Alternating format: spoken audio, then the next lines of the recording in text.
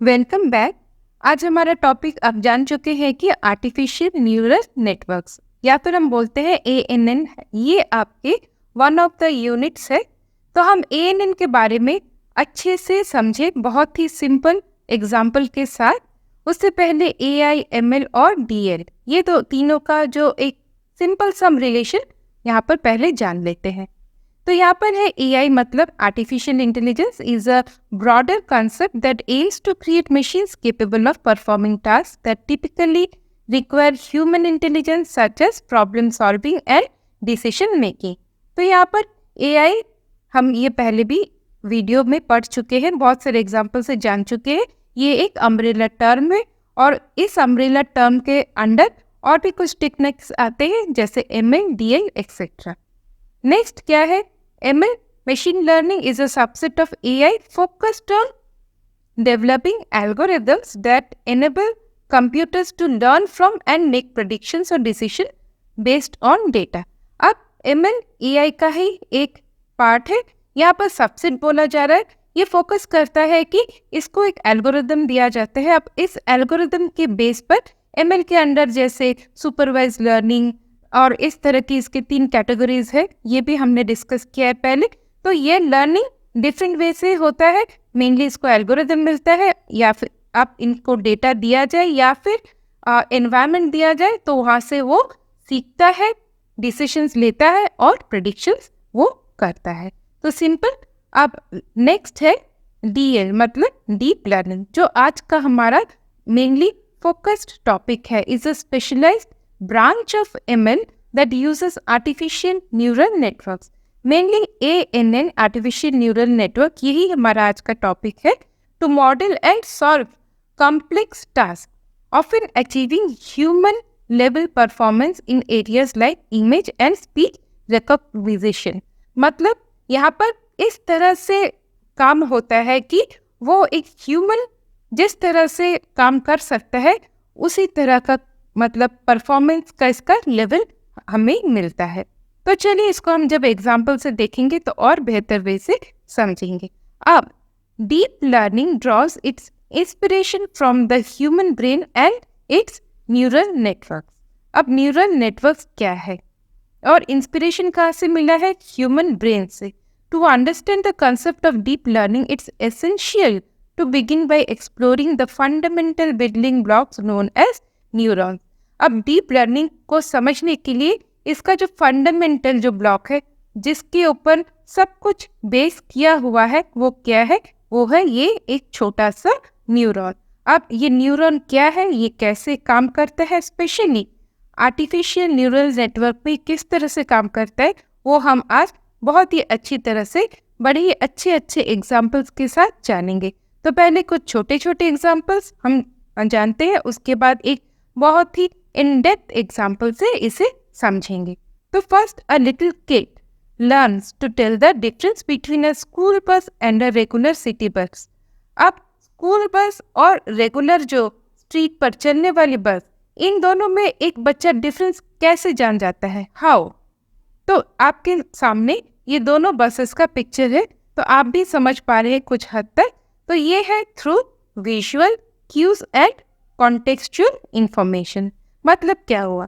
जैसे एक स्टूडेंट या फिर एक किड वो हर वक्त जब स्कूल बस देखता है तो उसे कहीं ये पता चल जाता है कि स्कूल बस येलो कलर के होते हैं, स्कूल बस के ऊपर या फिर उसके बॉडी में कहीं स्कूल बस लिखा रहता है और वो स्कूल के आसपास ही ज़्यादातर नजर आते हैं, स्कूल बिल्डिंग के। और स्ट्रीट बस वो स्ट्रीट में भागते हुए नजर आते हैं, वो बेसिकली बहुत सारे मल्टीपल कलर्स के होते हैं। और ये मॉल्स के सामने ऐसे नॉर्मल स्ट्रीट्स पर वो वहाँ पर बस स्टॉप पे वो हर वक्त भागते रहते हैं। स्कूल बस की अपनी एक अलग पहचान हो गई और स्ट्रीट बस की एक अलग पहचान हो गई। इसको देखते देखते वो समझ जाते हैं कि कौन सा स्कूल बस है और कौन सा स्ट्रीट बस है। तो ये एक हाउ एक क्वेश्चन हुआ। अब how can we recognize complicated patterns without even thinking about it. अब ये क्या बात हुई कि जैसे एग्जाम्पल है handwriting recognition. When you write a letter और अ नंबर, एक अक्षर लिखते हैं या फिर कोई नंबर लिखते हैं, your hand writing can be quite unique. Recognizing handwritten characters accurately is a complex pattern recognition task. अब ये क्या है, जैसे हम कोई भी अक्षर, लेटर हर एक इंसान अपने हिसाब से लिखता है.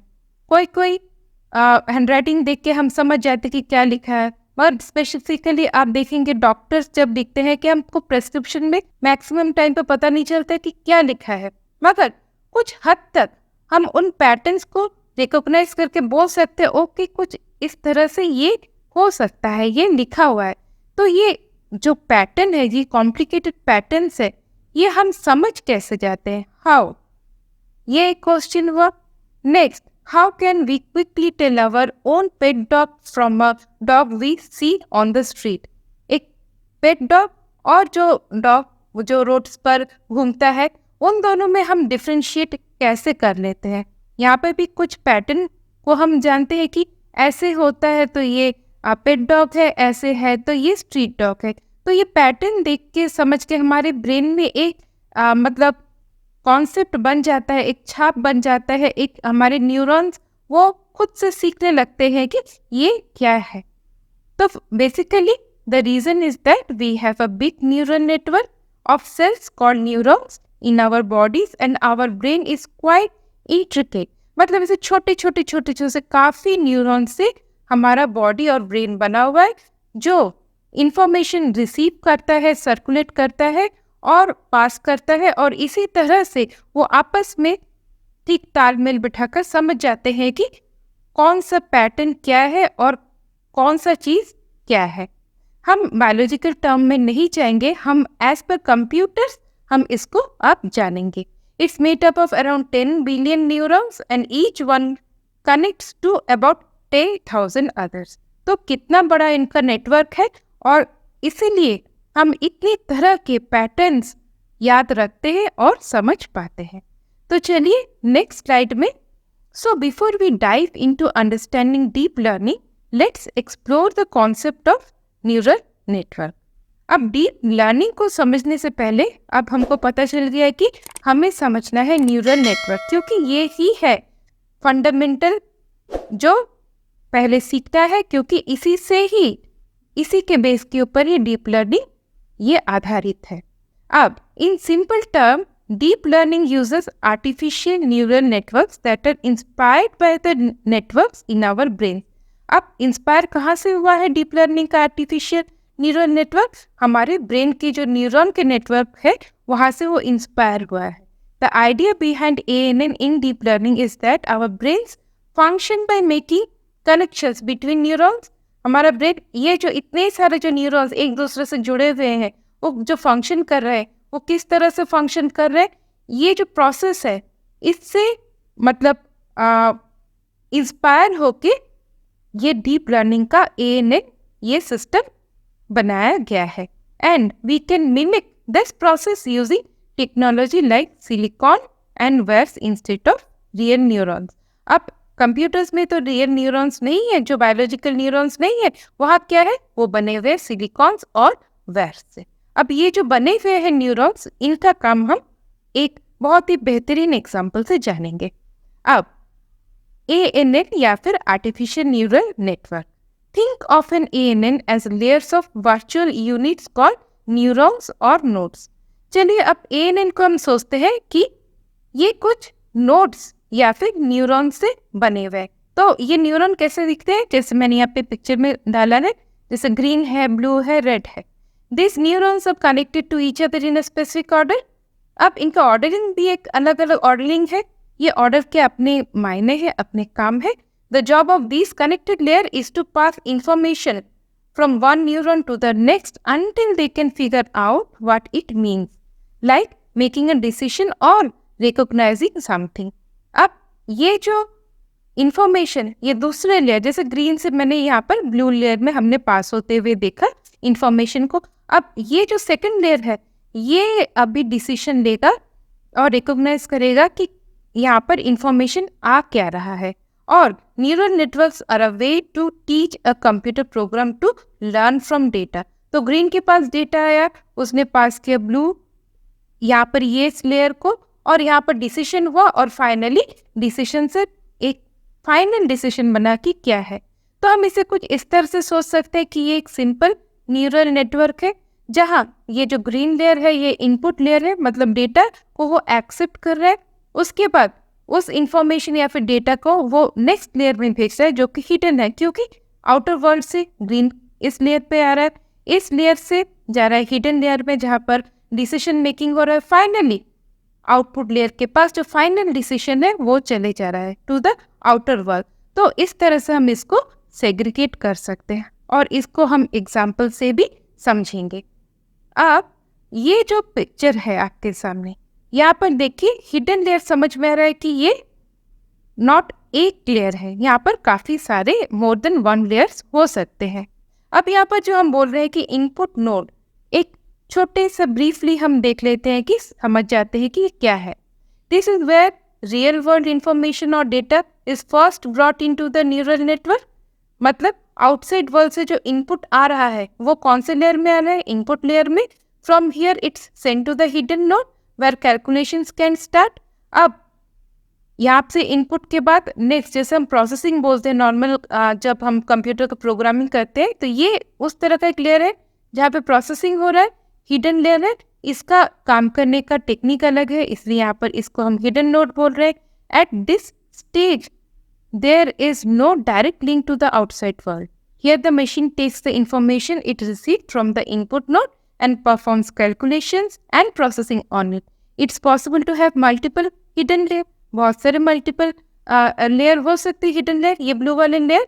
और finally output node, this marks the end of the computation। मतलब output node तक आ गया, मतलब जो कंप्यूटेशन चल रहा था, जो डिसीजन मेकिंग चल रहा था, अब वो एंड तक आ चुका है। And the data is provided to the output layer which then transfers it back to the real world environment. अब यही से हमको डिसीजन मिल जाता है कि कोई भी जैसे इंफॉर्मेशन जो आ रहा है वो क्या है। तो यहाँ तक मोर और लेस एक बेसिक आइडिया आपको मिल गया। अब हम अंडरस्टैंड करते हैं एक बहुत अच्छे से स्टोरी को सुनते हुए। तो चलिए अब स्टोरी सुनते हैं। तो ये स्टोरी है एक स्कूल की। इमेजिन, अब क्वेश्चन से हमारा स्टोरी स्टार्ट हो रहा है। Imagine a school that needs to pick students for an upcoming sports event. अब एक स्पोर्ट्स इवेंट होने वाला है, यहाँ पे काफी सारे बच्चों ने अपना एंट्री किया है।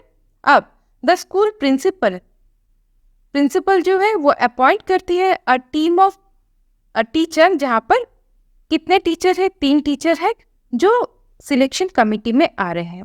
Their task is to choose, वो चूज करेंगे इन बच्चों में से कि कौन बच्चा इस स्पोर्ट्स इवेंट में अपना नाम डाल सकता है। Their task is to choose students based on these criteria। अब कुछ तो क्राइटेरिया होने चाहिए जिसके ऊपर वो डिसीजन लेंगे। सपोज कोई एक गेम है जिसमें ये क्राइटेरिया बनते हैं कि स्टूडेंट्स का marks, students gender, students age और स्टूडेंट्स इमोशनल स्टेबिलिटी। तो ये 4 क्राइटेरिया है जिसके ऊपर ये तीनों टीचर डिसाइड करेंगे कि इन स्टूडेंट्स में से कौन सा स्टूडेंट एक्चुअली स्पोर्ट्स में पार्टिसिपेट करेगा। अब next, the school has a tradition of conducting a just selection process ensuring that only skilled and genuine students make it to the sports team. अब इस स्कूल की खासियत ये रही है कि जो सही बच्चा है, जो एक्चुअली में स्किलफुल है और जेन्युइन है, वही स्पोर्ट्स टीम तक जा सके। To maintain this high standard, this principal decides to provide the selection committee with data from about 50 past cases to of selected student. मतलब ये पहली बार तो ये स्पोर्ट्स इवेंट नहीं हो रहा है, इससे पहले बहुत सारे स्पोर्ट्स इवेंट हो चुके हैं। वहाँ से एक हिस्टोरिकल डेटा इन टीचर्स को दिया जाता है। The principal believes that this will allow the committee to practice and in turn make equitable selections। अब प्रिंसिपल इन टीचर्स को लास्ट कुछ केस स्टडीज का जो हिस्टोरिकल डेटा है वो देते हैं और उन्हें अभी ये श्योरिटी करते हैं कि इन 3 टीचर्स या फिर 3 जूरी मेंबर्स ये यहाँ से पास डेटा से कुछ नॉलेज लेके नेक्स्ट जब काम करेंगे तो उनको ये डिसीजन मेकिंग में सुविधा होगा। अब क्या होता है कि द प्रोसेस ये अभी किस तरह से आगे बढ़ेगा। तो इसके लिए कुछ रूल्स है। Each jury member has a maximum of 10 points to rate a student. मतलब एक एक टीचर के पास 10 पॉइंट है, मतलब यहाँ 3 टीचर है तो 30 पॉइंट्स है। अब एक टीचर एक स्टूडेंट को 10 पॉइंट्स को इन 4 मार्क्स, जेंडर, एज और इमोशनल स्टेबिलिटी इसमें डिवाइड करके दे सकते हैं। मगर 10 से कम हो सकते हैं नंबर, मगर 10 से वो ज़्यादा नहीं जाएगा। मतलब 3 टीचर है तो एक स्टूडेंट के लिए कितना है, 30 मार्क्स। उसमें से क्या होगा, इन 30 मार्क्स के अंदर जितना उनको मिलता है उसका एक एवरेज निकाला जाएगा। अब to qualify a student needs to achieve an average score क्या होना है, 6 या 6 से अगर ज़्यादा होता है तब वो स्टूडेंट के लिए डिसीजन ये आता है कि वो सिलेक्टेड है। और अगर उसका एवरेज स्कोर 6 से कम होता है तो नेचुरली वो नॉट सिलेक्टेड है। तो यहाँ तक रूल समझ में आ गया हमको। अब with the rules in place, the committee gathers in a room to discuss the candidates and comments to the decision making process. अब ये रूल्स मिल गए, उनको हिस्टोरिकल डेटा मिल गए जहाँ से उन्होंने जाना कि किस तरह से डिसीजन मेकिंग कर पाएंगे, कुछ हद तक उनको हेल्प हुआ। अब डिसीजन मेकिंग प्रोसेस शुरू होना है। तो फर्स्ट स्टूडेंट, उसका जो क्राइटेरिया है, उसका जो डिटेल्स है, इन 4 क्राइटेरिया के बेसिस पर अब उन्होंने तय किया कि किसको कितने मार्क्स देने हैं। तो टीचर 1 ने इन 4 क्राइटेरिया के ऊपर मार्क्स दिए, टीचर 2 ने भी दिया, टीचर 3 ने भी दिया। अब इन तीनों टीचर ने जो मार्क्स दिया उस पर एवरेज निकलना है। तो एवरेज स्कोर ऑफ स्टूडेंट 1 क्या होगा, total of teacher 1 7, total from teacher 2 6 plus total from teacher 3 10। इन तीनों को टोटल करके 3 से डिवाइड करने के बाद क्या मिला, 7.6। तो एज पर हमारा रूल क्या हुआ, 7.6 इज ग्रेटर देन 6। तो इसका आंसर क्या होगा, the student was is selected. उसी तरह से अगर हम देखें स्टूडेंट 2, तो यहाँ पर उन्होंने इस तरह से कुछ मार्क्स दिया, जैसे टीचर 1 ने 6, टीचर 2 ने 6 टोटल और टीचर 3 ने 5। तो एवरेज कितना निकलता है, 5.6। ये क्या है, 6 से कम है, तो स्टूडेंट 2 ये नॉट सिलेक्टेड। अब ये जो पूरा स्टोरी है, ये एक हम पढ़ रहे हैं neurons, ANN, artificial neural network. तो ये जो पूरा प्रोसेस हो रहा है ये ANN में कैसे फिट बैठता है, अब हमें वो देखना है। तो ये है हमारा डायग्राम। अब ये डायग्राम आपको कुछ जाना पहचाना लग रहा है। तो फर्स्ट लेयर जो फैक्टर्स है, ये क्या है, इनपुट, ये लेयर है। यहाँ पे मार्क्स मिला फर्स्ट स्टूडेंट का, जेंडर मिला, एज मिला और इमोशंस का जो वो नंबरिंग होता है वो मिला। अब ये 4 फैक्टर्स से जो इंफॉर्मेशन है ये आउटसाइड वर्ल्ड से मिला। ये इंफॉर्मेशन अभी आ गए कहाँ पर, हिडन लेयर में। हिडन लेयर में कौन है, ये 3 टीचर्स बैठे हुए। ये जो 3 टीचर्स है ये एक स्टूडेंट को देख नहीं पा रहे, मगर उनको उनका फैक्टर्स जो है वो मिला हुआ है। अब ये एक ब्लैक बॉक्स की तरह है, ये अब डिसाइड कर रहे हैं कि कौन से इस पर्टिकुलर स्पोर्ट्स के लिए हमें क्या नंबर डालने चाहिए। अब जैसे ही इन तीनों टीचर्स ने अपना कैलकुलेशंस बार बार सोच विचार किया, क्योंकि यहाँ पे एक से ज़्यादा हिडन लेयर हो रहा है, मतलब बार बार वो तीनों डिस्कस कर रहे हैं और सोच रहे हैं कि किसमें कितना मार्क्स दिया जाए। और फाइनल वर्डिक्ट, जैसे ही सारे नंबर, टोटल नंबर आ गए, यहीं पे बनता है एवरेज। और जैसे फर्स्ट स्टूडेंट के लिए हमारे पास 6 से ज़्यादा उसका एवरेज था, तो इसलिए वो सिलेक्टेड कहलाया गया। तो इनपुट लेयर, हिडन लेयर और आउटपुट लेयर, इसका कंसेप्ट आपको इस मतलब जो एग्जाम्पल्स के हिसाब से अभी सही लग रहा है, उसी तरह से स्टूडेंट 2 के लिए भी है। इनपुट लेयर, हिडन लेयर में कैलकुलेशंस हुआ, डिसीजन हुआ और फाइनल वर्डिक्ट है नॉट सिलेक्टेड। तो अब ये जो पूरा प्रोसेस हमने देखा उसको और थोड़ा सा हम क्लैरिटी से समझ लेते हैं। तो फर्स्ट है the criteria used for selections, जैसे marks, age, gender and emotional stability are like the input layer in a neural network. This layer receives input, assigns importance, मतलब वेट असाइन क्या करता है, जो हिडन लेयर वो weight assign करता है and ultimately determines an outcome. Simple. Next, the final decision or prediction corresponds to what we call the output layer in a neural network. In this case, it's selected or not selected. हमारे example के हिसाब से वो क्या था, selected या फिर not selected, इन दोनों में से कोई एक one option. It's what nothing that this output can be either a continuous value like 3.14 or 42 or a categorical result. True false हो सकता है, as per example, different example yes no हो सकता है, और हमारे इस एग्जाम्पल के हिसाब से सिलेक्टेड और not selected. Next, the jury members in this case, the group of teachers from the hidden layer, it's referred to as a hidden because their individual weightings for each criterion or input remained undisclosed. मतलब उन्होंने जो numbering किया वो तो वहीं पे add होके result आ गया. मतलब किसी को ये नहीं मालूम पड़ा कि किस टीचर ने कितने मार्क्स उस स्टूडेंट को दिया है. To the input and output neurons, the hidden layer acts as black box, simply observing the collaboratively arriving at the decision. मतलब उनका मिली जुली जो उनके डिसीजन, वो मिलजुल के जो फाइनल डिसीजन है वो वही आउटसाइड वर्ल्ड में है, नॉट कि उनका डिफरेंट उन्होंने क्या मार्क्स दी. तो यही है एक्चुअली न्यूरॉन जो हम लोग ANN इसी तरह से काम करता है. तो हम आगे भी कमिंग वीडियोस में, कमिंग ट्यूटोरियल्स में ANN क्या है, न्यूरॉन कैसे काम करते हैं विद मेनी डिफरेंट एग्जांपल्स. ये तो रियल लाइफ एग्जांपल से हमने सीखा, और भी रियल लाइफ और भी एग्जांपल से हम इसे जानेंगे, सीखेंगे. तो इसके लिए आपको मेरे चैनल को सब्सक्राइब करना है, और ये ट्यूटोरियल सही लगे तो लाइक ज़रूर करना. फिर से मिलते हैं और एक नेक्स्ट ट्यूटोरियल में, तब तक के लिए बाय बाय.